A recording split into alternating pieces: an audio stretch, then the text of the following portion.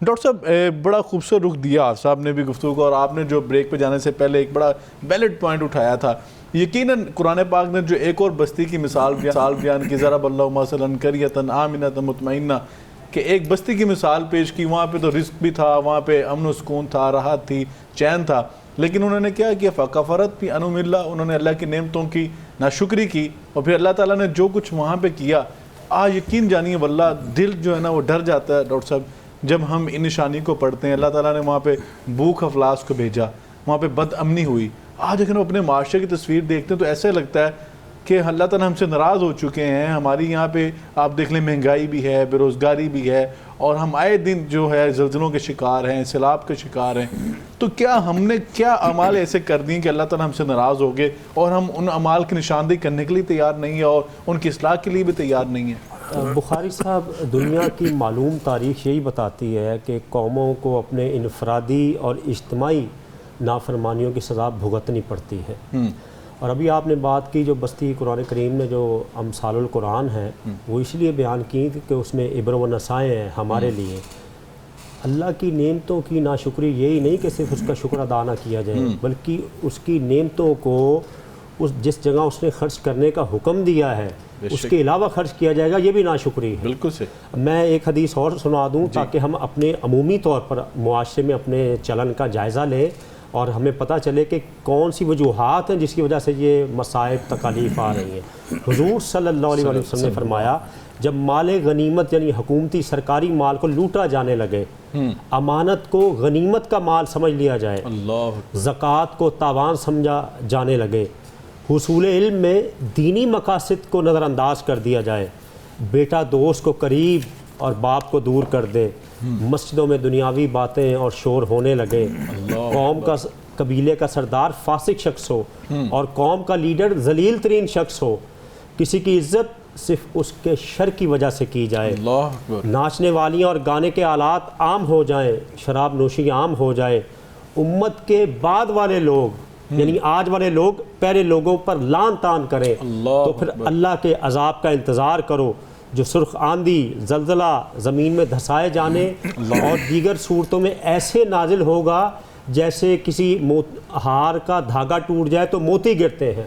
آج مجھے بتائیے بخاری صاحب، یہ جو آپ نے نشانیاں بیان یہ آج اللہ ماشاءاللہ اللہ ہمیں اپنی حفظ و پناہ میں رکھے، ہمیں آج معاشرے میں نظر آتی ہیں. شعیب علیہ السلام کی قوم صرف کم تولتی تھی، عذاب آیا. لوط علیہ السلام کی قوم ایک بدفعلی میں مبتلا تھی، عذاب آیا.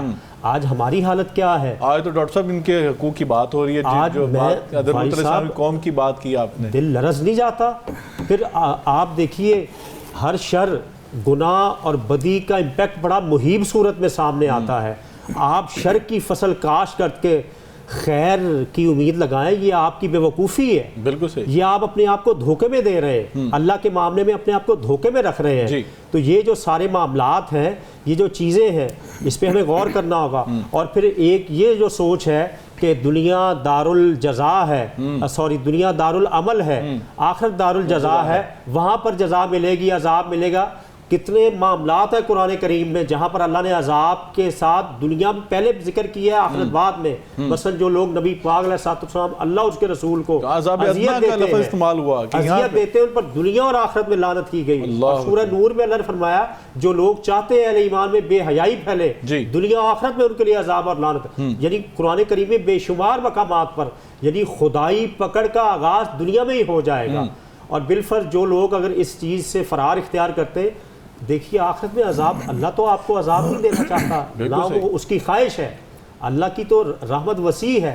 یہ ہمارے اپنے کرتوت، ہماری فکری، عملی، قلبی، شعوری ہر طرح کی بدعملیاں ہیں، اور اس کا رزلٹ اس صورت میں ہمارے سامنے آتا ہے. اور پھر ایک بات یہ بھی کی جاتی کہ دنیا کی آج متمدن اقوام وہ بڑے ناز و نام میں ہیں، ان پر اس طرح کی مشکلات نہیں آتی جیسی ہم پر آتی ہیں.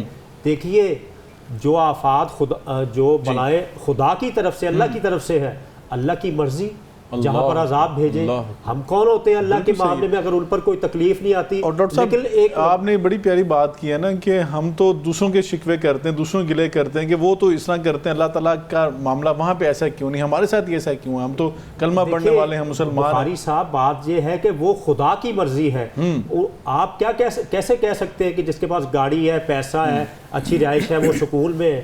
آج ویسٹ میں خودکشی کا ریٹ ایسٹ سے زیادہ ہے, وہاں پہ رابری ایسٹ سے زیادہ ہے, وہاں پہ جو کلنگ ہے ایسٹ سے زیادہ ہے. آپ ذرا اسٹڈی تو کر کے دیکھیے, وہاں انسان اپنی کہہ لیجیے سیٹسفیکشن کے لیے, سکون کے لیے کتنی پلز اور میڈیسن کی طرف جا رہا ہے. آج بھی ہمارے معاشرے میں ایسے اچھے لوگ بھی موجود ہیں. تو یہ کوئی پیمانہ نہیں ہے کہ کسی کے پاس مال و اسباب کے ڈھیر ہے تو وہ اللہ کا بلیسڈ ون ہے اور ہم جو ہے وہ محروم ہے. سوال یہ کہ میں نے اللہ کا کلمہ پڑھا ہے, میں اس سرکل میں آیا ہوں. بالکل ٹھیک. اس کی مثال ایسے لیجئے کہ جو ہماری یونیورسٹی میں بچہ داخل ہوتا ہے, یونیورسٹی کے رولز اینڈ ریگولیشن اس کو فالو کرنے لازمی ہے. جو نہیں آیا اس سے بعد وہ ہماری ڈومین میں نہیں آ رہا, لیکن اللہ تعالیٰ جو دائرہ اسلام میں آ گئے وہ پابند ہے. پھر وہ اگر اس کی اللہ اور اس کے رسول کے حکم کا بالکل پابند ہے.